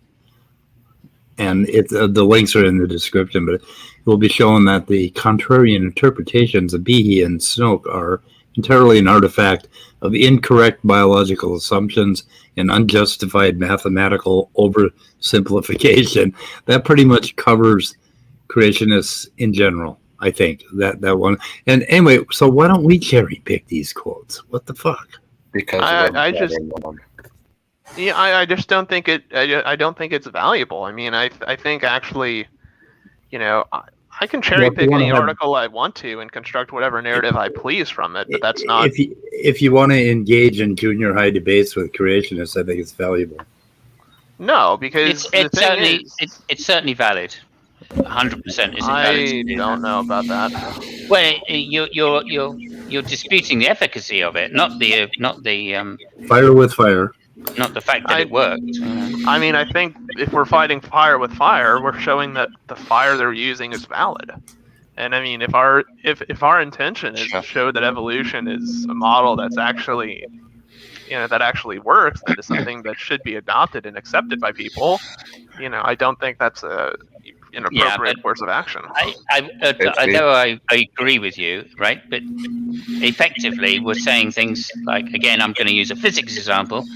We're effectively saying that we can't quote Einstein when debating physics, when debating points about physics. Well, right? and that's a problem. That's an actual problem. I think what I'm saying is that if we're going to quote things like Einstein, we have to be, we have to be genuine about the context it's being presented in, right? I mean, yeah, but they're not going to be genuine, clearly. Right. Okay, so if they say, oh yeah, but what's one of the ones I've heard? Oh, like some previous idea about relativity, for instance, right? And they'll say, I can't remember who it is, Laplace or no, it's another mathematician. Here. Go ahead. In the debate, Neph was doubling down and saying one amino acid change would destroy the function of the protein. Yeah, and they're talking 66% of single amino acid substitutions retain function. So there's a cherry pick quote from the same author that he's cherry picking from. So there you go, Andrew. Yeah, it's probably higher than that. Oh, thank you. There's a similar thing from oh man, why am I forgetting his name right now? Give me a second. I gotta look up. PZ Myers talks about amino acid substitutions, and in certain cases you can change it upwards of like 80% or something like that. Yeah. Well, even their buddy Douglas Axe, in a paper he did in 1996, admitted that 25% of all possible mutations of this protein, it's a barnase, I think it's called, were functional. And he was, and they were really surprised. And then a few years later, he started going toward the publishing for creationists and forgetting all about his 1996 paper. That's my favorite example. It's a similar thing with I think it's Andrew Snelling, because Andrew Snelling, like his original work was like dating some geologic sample to and he dated it to like 4 to the age of the Earth. Essentially, it's like 4 billion some odd years old. But after that, he completely, gave up on, on actual science and decided to become a creationist, and endorse creationist rhetoric. So, is Lil PP still in the? I don't know. I don't. If he does, I'd like him to come in here and explain to me what he thought about the debate. He thought you did terrible. Small-minded destiny. Obviously. What did I? Wow. Okay. Apparently, I'm small-minded. That's coming from somebody who's living in a truck and. Oh, he's working on his meme. He's working on a meme. Oh, okay. Well, go ahead. Go ahead, Internet Monkey. Andrew. Can I ask Erica a question from the chat? No. Oh, okay. Yeah, you can. Yeah, you can. You didn't expect that, did you? Did you? Yeah, I kind of did. So Erica, I don't know if you actually watched the debate. If you didn't, that's fine. I understand that. He can forgive you. Yeah, but if you did, what do you think about how I did, or do you have any constructive criticism, or I'd be open to anything you want to say. I'd really appreciate it. Gibbo. I have constructive criticism. Don't engage Nephi. Yeah, Nephi's not worth debating. He doesn't have the scientific credentials to even think about it. You guys are fun. You know, I don't like gatekeeping people away from conversations like that, like with Otangelo saying like, oh, well, you're not qualified to speak on this. It's like, okay. I if mean, you're going to talk about a field, we're all going to do it anyway. People are going to keep debating Neph, so I don't know why people say this, honestly. I know. Yeah, but they do it because but he's what a do you lol expect? cow. Hang on. Yeah, but what do you expect going into a debate with Neph? If you expect to have a scientific conversation with him, then you're just misled. It's just, that's a pointless thing to do. Yeah. If everybody quit debating Neph, he would die. He would atrophy and die. Well, we don't want that. There's no problem debating him, but just understand what you're debating. Right? You're not debating somebody that has a master's in fucking biology in any sense of the word, right? Yeah, it's like debating a pile of oily rags. You're not going to get a tough scientific debate. Okay, so understand that, and then appropriate the level of debate to that, and start reducing his argument, like Danny first said, right? Do reductio ad absurdum, to actually just reduce his arguments to a pile of shit in the corner, and then go, look, there you go, Neph. Want to debate that? There are, like Immutable was saying, there are other opportunities there, right? You can take his arguments and say, yeah, look, I'm just going to say, if you were to understand this correctly, Neph, then this would be the result of it. And maybe you're trying to educate the audience to a higher level. But, of course, Neph is a gish galloper, so there's no point in doing that with him. I do think that guy's Saigar, right, would be a much better target to have those kind of conversations with. I'd love to have a chat with Saigar, even though it's probably never going to happen. I have chatted with Sai. Hold, Andrew. What did you say you wanted? I'd like to have a conversation with Saigar on like evolution and phylogenetics and stuff. I can hook you up. Oh, that'd be awesome. Yeah. I've chatted with Saigar. I mean, I think he's exceptionally reasonable. I mean, he is. Oh yeah, seems to be to usually. It depends how far you want to drive down on his worldview, though, doesn't it? That's the point. No, but at least if you get to the science, then at least you can have a decent conversation about the science with him. Whereas you can't do that with. Yeah, but hang on a minute. If you want to have a conversation about the science, you can have a decent conversation. If you want to drill down on his worldview, then obviously it's going to fall apart when he starts instigating, oh, well, God did it without an explanation. Okay, so then you're going to have a theological debate rather than a scientific debate. I've had conversations with him, and he doesn't do that. He's very, very agnostic about how God did it, and he has faith, and his faith is somewhat aside from the science, and he never lets his faith interfere with the science or what he finds. So no matter what he finds, he's going to have his faith. Yeah. But he's not going to reject any science. He doesn't do that. That's why he is by far the best in this community. So sure, and that's fine, but you can still reduce it and just say, okay, well, if it's a faith-based position you have, there's obviously no explanatory powers that God could have about science, right? Well, I don't think it's trying to be. And therefore, sorry, go ahead.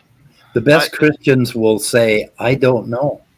I mean, it's God. I don't know. It's bigger than me. I don't know, and leave it at that. But I have faith, and that is that's not only a valid position, but that's an extremely peaceful and life-giving position to just.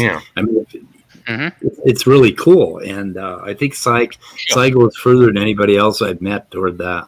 So. Yeah, but you can question him then further and say, okay, so that justifies some sort of deistic belief, right? Your faith justifies a deistic belief, but it certainly doesn't justify a Christian belief, does it? Yeah, but the thing is, why would you? Because he doesn't deny science, so why would you try to drill him down on his worldview?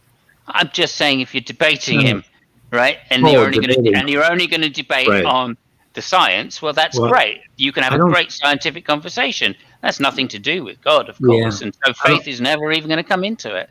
The I thing don't is, think he would ever debate anybody in that fashion. So I think that analysis works. I mean, if we expect people, or if people hold to beliefs for rational reasons. I mean, I think, like, if I were to profess belief in God, I don't think it'd be because of any any scientific evidence or things like that. It'd be some other type of thing that compels me towards that belief. And I don't think even at a fundamental level, all beliefs need to be justified.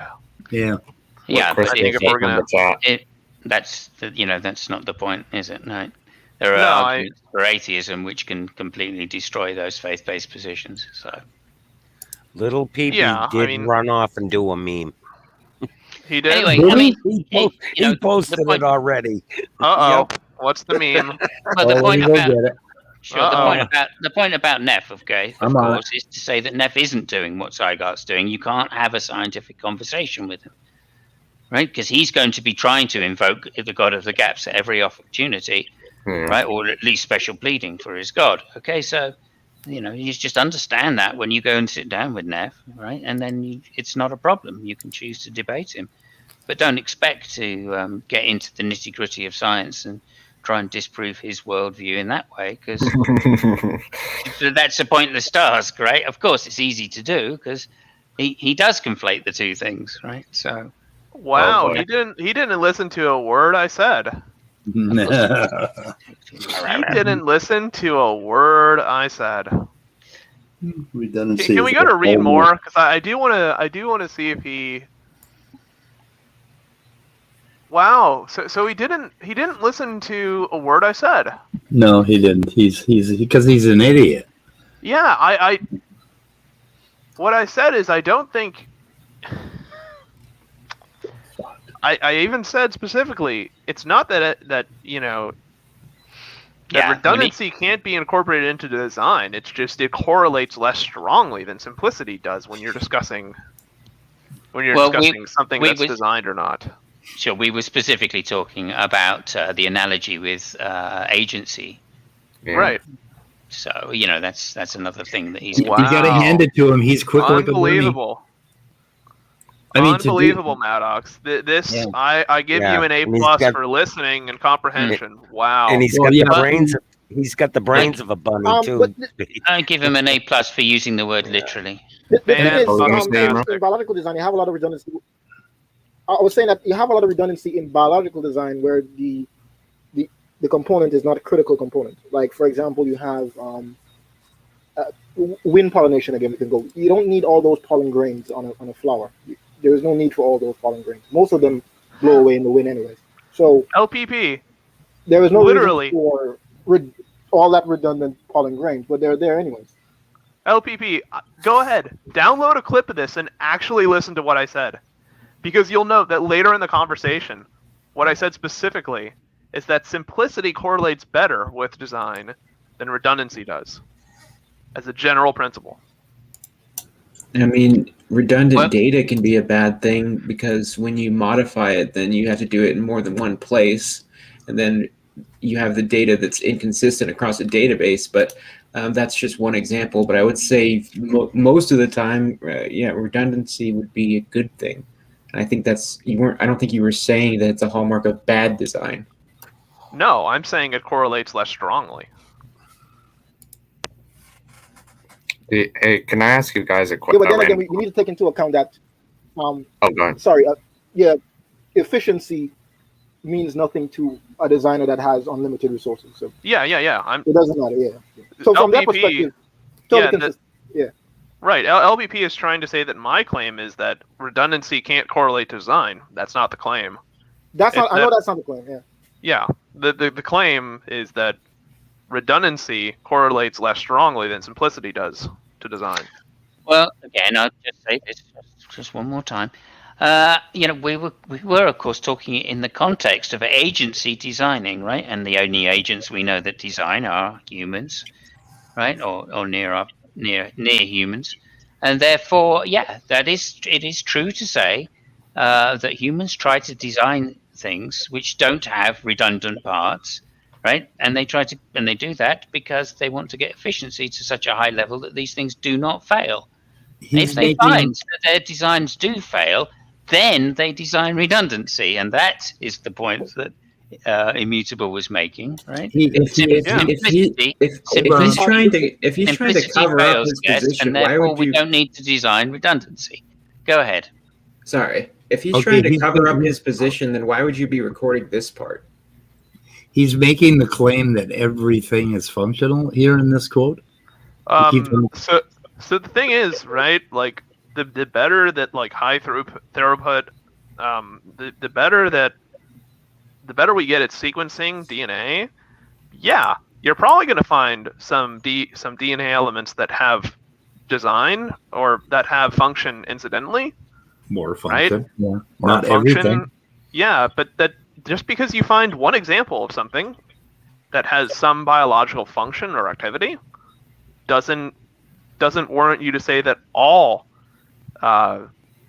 forms, or all types of that's DNA sequences of this type have biological activity. That's a different type of claim.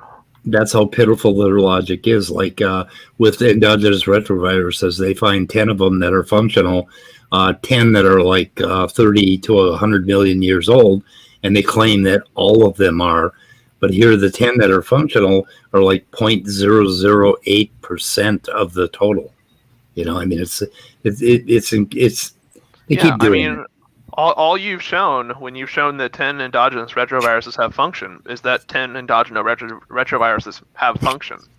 Maddox just misread a paper on pseudogenes, and he came up with the same idea last week or something. We talked about it on the weather report. And it's because he really doesn't understand shit about biology. Well, he doesn't read papers fully, and he gets bad conclusions. I think it pointed out in the paper how few pseudogenes we found functionality for. So. Yeah, but remember, that part is fake news. And why we know they are pseudogenes, basically. That was in the paper. There were ways to identify pseudogenes. Okay. Hey, Speed. Yep. Can I ask a random question for the panel? Random's great. Go ahead. Shoot. Okay. Roll the dice. So if I were to do, like, in a hypothetical situation, if I were to do the same debate I had with Neph, but do it with LPP, and do the same stuff I did, like nailing him on phylogenetics, do you think I would have done better or worse? Like, would I have gotten a better conversation or worse? What do you guys think? A worse conversation. Conversation would be worse. I think you would have done equally good. Okay. Where Neph would try to answer a question, LPP won't, and would try to ask you a question instead of answering a question. Yeah, that's probably the case. He does that all the time. And the thing is, LPP just keeps shifting between data points, which not surprising. But my cat is trying to lick up my bugs. I don't. Sorry, just to interrupt slightly. Is LP qualified in biology in any way? No, but he will tell you. He will tell you the first thing about what a conclusion of a paper should be, what the authors didn't say. That wasn't the question, Immutable. So the question I asked was, is he qualified in biology? You're saying no. Well, then he's equally capable of debating as Neph, then, isn't he? Yeah. Okay, so you're going to have the same result. I mean, it's like, do you want to debate a pile of oily rags or a bucket of fish heads? I mean, one is not better than the other, I mean, yeah. I feel like I had generally a better conversation with Neph than I would have had with LPP. Oh yeah, because of the reason that LPP is kind of the same guy who says that synapomorphies in phylogenetics are basically equivalent to similar codes and computer programs, and how it's nonsensical and yada yada yada. That's a false analogy, though, isn't it? I want to point. I just want to point out that if you're comparing two people, or you're comparing somebody to Neph, and Neph is coming out on top, what does that say about the person that you're comparing? In the previous statement LPP was making, is he now claiming he's an engineer of some kind? I want to know. He's that too. No, but he did recognise your point about it, though. He says up here, actually, what I want to know is how redundant must be. Exactly, and he claimed that if agents were doing because let's say you have, they wouldn't include redundancy. I can't hear you talk when Emo's interrupting you. Sorry. Oh, beg your pardon. It says exactly. This is from LPP exactly, and you claim that if agents were doing design, they wouldn't include redundancy as a factor of good design. Right? Well, they wouldn't if it wasn't required. Okay. Right? Redundancy is a requirement put on by bad design. You gotta let Emo talk. Shit. Okay. You guys cut him off, and he's got a bit of a delay, so give him a second. Yeah. Go ahead. Yeah, I hadn't finished either there, Speed. Okay. Yeah, but. So funnily enough, I addressed that point too by saying that usually, redundancy is included in a system when it's necessary or when it serves some goal to optimize whatever thing you're trying to do with it. But it doesn't pop up out of nowhere. So Gusset Gibbon made a really good point here, and something I've noticed a lot of engineers are ideas. Anyway, Emo. Yeah, I was asking, could something be overly redundant? I mean, like you have too many redundant parts, because then where would you draw the line then? In biology? Well, I mean, I think redundancy almost has to be compared with efficiency, right? Like when we're talking about design. Oh. It could be the case that something is overly redundant and that it's well designed, and the reason it's overly redundant is that it's needing to use the same function over and over and over again to carry out a computation or whatever, right? But if it's not efficient, right, that's a different type of story.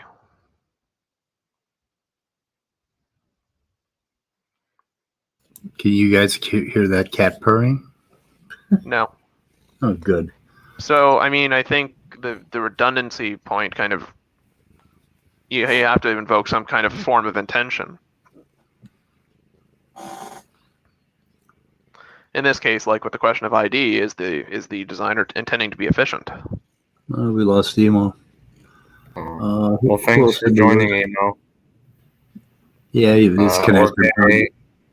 his connection probably just dropped for a minute. So, yeah. Anyway, we also lost Orgay and Scott, but they said they had to leave. Emo back. Oh, there we go. Anyway. Yeah, I'm back. Did Erica hear my question from earlier? Yeah, I think she did. Okay. I was hoping she would respond and say if she had seen the debate or not. I generally want to hear her. I was hoping she would pop in, Erica. There is the link. We're gonna end pretty quick, so it wouldn't be a big commitment. Yeah, it's kind of getting late for me. Yeah, it's getting late for me too. So this has been fun. LPP doesn't understand or misrepresents the point I'm trying to make. Neph has a debate with Andrew. What else could happen? Yeah. Andrew, Erica said she only watched a little bit of the debate. I don't know if you saw that earlier. She said she only saw a little bit. I couldn't watch that much of it. I tried to catch your parts, Andrew, but Neph just drove me crazy. I understand. Yeah. Because, I mean, you've got to go through all of his cherry picks and figure out, okay, what did the guy really say? And that takes a week or so. Yeah. I looked and I saw Neph did a short little after show, but it wasn't as long as I thought. So maybe no, it was really short. Do you know why? Because you weren't there, man. You should have been there. Yeah, you let him down. Oh, well, I just had a freaking 2-hour debate with a man. I didn't want to have it all again. Yep. Oh, plus, LPP you guys did are more leave. fun Oh, to that's talk good. to. LPP what? LPP did leave the live comments. Oh, he's gone? We can talk about him now? Oh, I don't mind talking about it. He wants to come in and defend himself. If he wants to come in and show his ass, let him. Yeah. How do you The know thing he is- left? I respect engineers, but I don't respect engineers that try to be mathematicians. Or engineers that try to make comments about biology, for Christ's sake. I mean, Yeah, or I engineers could- who try and do biological problems. I could give a fuck less what an engineer thinks about biology unless they're actually a biological engineer. Yeah. And in that case, I have questions. Yep. Continual Speed. problem. Speed, did you Hey. get the email I sent you a little while back by like a bajillion links? Which bajillion link email was that? What The were the last links about? The very last one. It's all abio stuff. Oh, I believe I did. Did he send it to me? Nope, but I can forward it to you. All right. Yeah. Well, thank you. You know that I'm very invested in these abio conversations, and I'm about to be even more so now that I have to. Now that I have Well, to wait- invest time wait a into minute. hydrothermal vents. You sent that 4 hours ago. Yep. Well, what the fuck? What do you think? You think I have a secretary or a personal assistant that just watches? I'll take the simpler answer. I think You've been I sitting think by we your think computer the whole time for the last 4 hours. What do you want? I think we all thought that Speed had a brain, and maybe that assumption is needs to be reconsidered. Hey, Dessel. It pains me to do that. It Oh, just boy. pains me to remove them. Oh boy. That's great. Well, it looks like part of his brain is wanting to function now. The triggered part of it. Wow. Yeah, I love you too, Immutable. I know. What would you do without me? I don't know. Mutable. Like you can mute him. I know, he could. To say, shut up, Immutable. And I like, go can't- fuck yourself. I can't be the first you, person who made that joke. Would you be No, willing to you're not the first. You'll be the Okay. last. Would you be willing to pull that up, Speed? Which what? Pull what up? The links from the email. All of them? I mean, just like show them on the screen. I mean, leave it to Speed to overcomplicate things. Oh, let's see. Oh my God, there's a lot of them. Also, Dessel, what's your avatar? Who is it? That's Friedrich Nietzsche. Oh, okay. For a sec, I thought it was Max Planck. No, this is Nietzsche. Oh, I okay. think we can all agree that Nietzsche was a prick. Well, yeah. I mean, in one sense, yeah, you could definitely describe him as a prick in a complimentary kind of way. or a simp. You want me to dump all of these? Definitely would not count as a simp. I think most beg to philosophers. differ. I beg to differ. Yeah, I mean, like with the writings that he has on, you know, Oh, he may have written differently, but his life was very different to that. and yeah, and he did try to, propose to that one woman, and she turned him down. But that was pretty much the end of the story. I didn't hear anything about him like following her around like a puppy dog for the rest of his life. I did. She I didn't. continued going. She was having an affair at the same time, and then he decided instead of giving up on her to have a menage a trois. That's very odd. I didn't hear anything like that. Could you? I'll ask you for sources about that at a later time. I do want to. I want to just go over this really quick. So the first two links here are peer-reviewed papers providing a pathway for homochirality in hydrothermal vents. Nice. The third one is just general known mechanisms for prebiotic chirality. The fourth and fifth have to do with synthesis of amino acids by hydrothermal vents. CO2 reduction driven by a pH gradient is the central mechanism of organic synthesis to formaldehyde, which has experimental support now with several papers, but particularly with this one, because there was a critic of hydrothermal vents. There is a critic, Jackson, who is skeptical about the results being legitimately driven by a pH gradient. So this one that you see here demonstrates that much more clearly than previous results. And then the why are cells powered by proton gradients is a kind of pop-sci article by Nick Lane, just kind of going over some of the general mechanics of hydrothermal vents. And the bioenergetic basis for membrane divergence in archaea and bacteria, that is primarily for you, Andrew, because that's something it's at the intersection of abio and phylogenetics, accounting for the membrane differences in archaea and bacteria. Thanks. So those are all linked in the description, by the way. I threw them all out there. So would it be fair to say then that like the development of proton pumps or things like ATP synthase are the last type of thing to evolve under hydrothermal vent scenario? They're the first. I mean, like that's the first players, that generation of the proton gradient. That's one of the first things that's going on. Yeah, that is at the foundation of Lane's theory, and incidentally, it's also you're talking a precursor of photosynthesis there. So when Deemer and Damer say that it's inconceivable for somebody like Lane or a hydrothermal vents proponent to account for photosynthesis after 500 million years, when a precursor of that very capacity is at the very center of Lane's whole model, it's just something that escapes me as a valid criticism. But anyway. I think one thing you have to consider is the history of life, right? What we understand about life is aerobic metabolism was a very late coming thing to life. Most things avoided oxygen like the plague. And both ATP synthesis and photosynthesis are aerobic processes. They release oxygen as a product. And most organisms at that time wouldn't tolerate oxygen as a byproduct, especially when it begins to accumulate. This is what caused the great oxygenation extinction.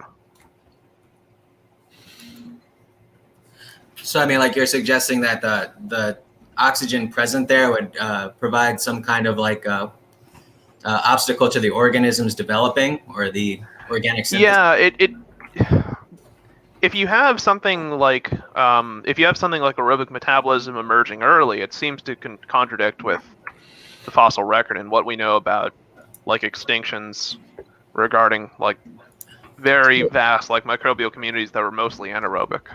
So the thing is though, like I want to say two things to that. The first is that with the CO2 and the H2 reduction, you have oxygen as a component of that. The CO2 is getting broken down, and what you get out of that reaction is formaldehyde. That's bringing you along the basically mirroring like the acetyl-CoA pathway. Right. So I mean, like you have that going on, and then like in terms of the fossil record, like you were talking about, though, there's that 2017 paper that I mentioned that gives evidence for early life in hydrothermal vents, 3,770 million to 4,220 million years ago. So that's 3.7 to 4.2 billion, and that's right there at the genesis of life. And that's, I mean, like those results have been called into question by other papers suggesting that these signatures may not be authentic signatures, that we might be misinterpreting what's going on here. But there is putative fossil evidence for early life at hydrothermal vents going all the way back to the beginning. And if that turns out to work out, I think that is going to be problematic for, the hot springs view, because they have life emerging or arriving at hydrothermal vents dead last on their model. So the part of aerobic metabolism I'm referring to is the last part of it. So in the electron transport chain, when water is acting as a proton donor, and as a result, it gets converted from water into O2. Okay. Oh, and then oxygenic photosynthesis is a thing. Oh, okay, that's interesting. I for some reason I recall photosynthesis being strictly aerobic, but I guess it. Huh. Okay. It can be anoxyogenic. Okay, that's interesting. Another thing I wanted to kind of point out is that first off, I wanted to ask Immutable, did you hear my correction about that SOSAC reference that I gave you and during Amy's discussion? I don't think I did. Yeah, I screwed that all up. There was one statement that I made to you that's just all wrong.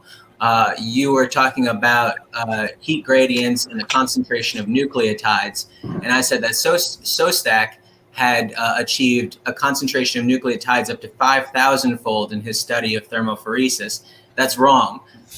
What Sostak studied was lipid concentration by thermophoresis, not nucleotides.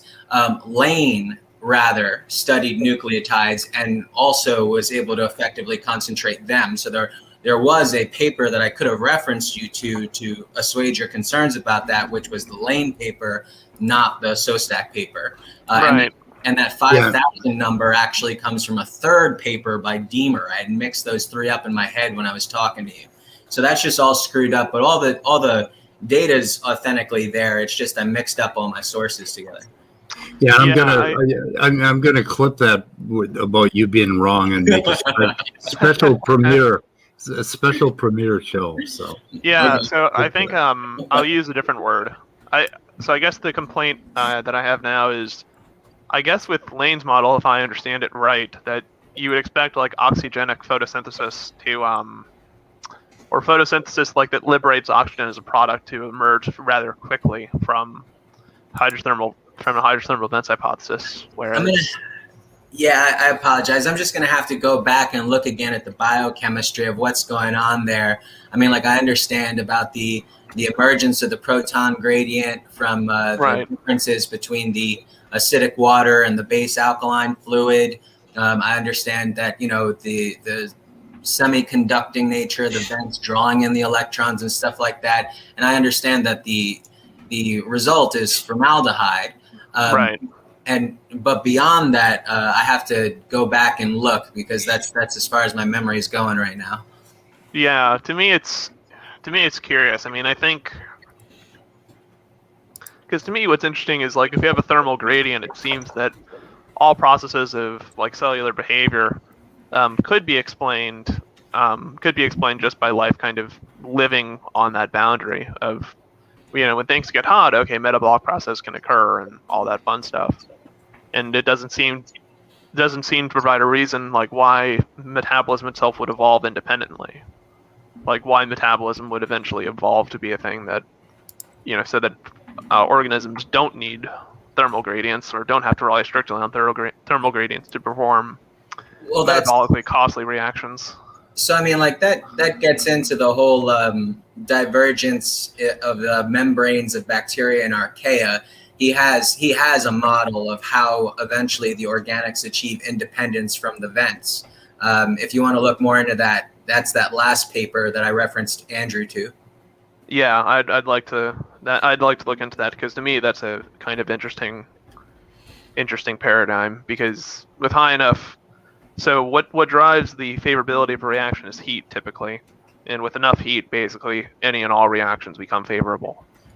And that's something that I was going to point out earlier is that the two papers about the pathway for homochirality are using the same thermal gradient that works with respect to thermophoresis concentrating the organics. So the heat gradient there is capable of doing a whole lot of shit experimentally. Yeah, that's interesting too. I do think it'd be interesting to see what happens if both of these theories are correct in terms of Deemer's proposal and well, you do type have of work that, Lane is promoting. Yeah, you do have that one paper about surface hydrothermal vents, which is like a hybrid model between the two. So there are definitely hybrid options out there.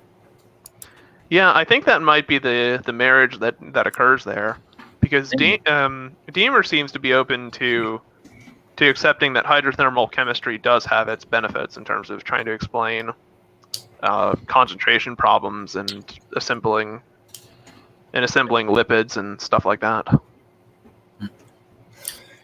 Hey guys, can we wrap? Yeah, that was everything I had for you. I just wanted to go over that stuff quick before we ended. I put a couple of links in the private chat there for you, Dace. I'm not sure that was exactly where I got that information from, but I got that information years ago when when Dio was still around, obviously. Thank you. Idolized nature. Yeah, it would be very odd to me if he, And this was towards the end of his life, and before he wrote that book with the yellow shorts in, whatever that was all about. Okay, guys, we're shooting her in the head. Yeah. All right. See ya. Okay. Later.